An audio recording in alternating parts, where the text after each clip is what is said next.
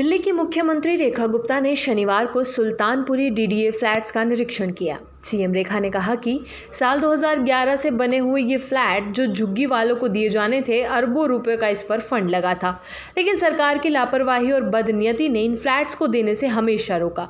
आगे कहा कि उनकी मंशा थी कि गरीब झुग्गी में बिना किसी व्यवस्थाओं के पड़ा रहे। आज ये 50,000 फ्लैट जर्जर अवस्था में हो गए हैं। इन पर फिर से करोड़ों रुपए खर्च करने की आवश्यकता हो गई है।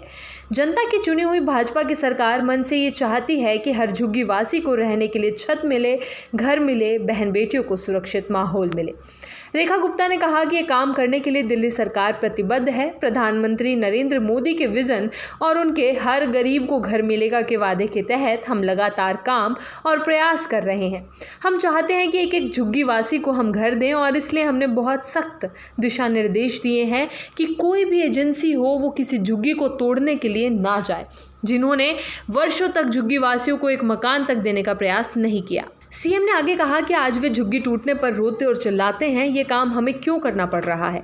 क्या आप हमारा इंतजार कर रहे थे कि भाजपा की सरकार आएगी और गरीबों को मकान देगी? हम ज़रूरत पड़ने पर 10 लाख मकान बनाने की भी तैयारी करेंगे और गरीब जनता को आवंटित करेंगे। हर एक को सुरक्षा मिलेगी और बेहतर भविष्य मिलेगा। मुख्यमंत्री रेखा गुप्ता ने कहा कि दिल्ली में करीब 10 लाख लोगों को मकान दिए जाने की ज़रूरत। उन्होंने सुबह सुल्तानपुरी में जर्जर हालत में पड़े 50,000 फ्लैट्स की हालत देखी। सरकार झुग्गी वासियों को उनकी झुग्गियों के बदले मकान देने की संभावना तलाश रही है। इसके लिए आज मुख्यमंत्री ने सुल्तानपुरी में 2011 में बने इन डीडीए फ्लैट्स का दौरा किया। मुख्यमंत्री ने कहा कि सबको घर, स्नान घर, साफ सुथरा शौचालय बनाकर हम देंगे।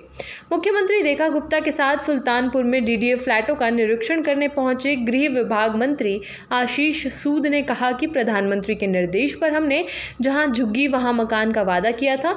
इस वादे को पूरा करने के लिए मुख्यमंत्री ने अपने बजट में 200 करोड़ रुपए आवंटित किए थे। इन्हीं प्रावधानों के तहत हम यहां काम का निरीक्षण करने आए।